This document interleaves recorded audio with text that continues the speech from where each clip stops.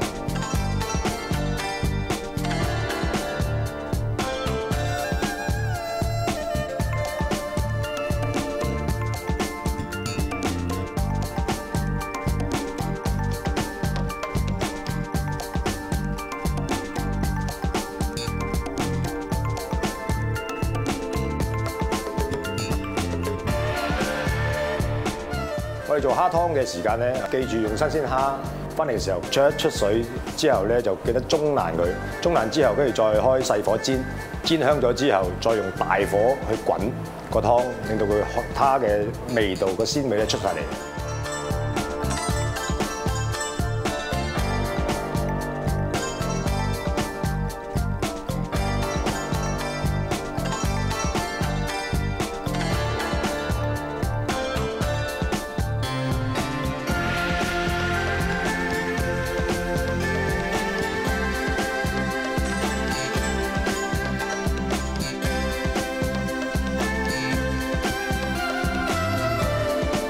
龍蝦湯爆爆米個飯咧，最好咧就煮好個飯，跟住風乾咗先，再攞去炸咧，就等佢嗰個脆度會增加好多嘅。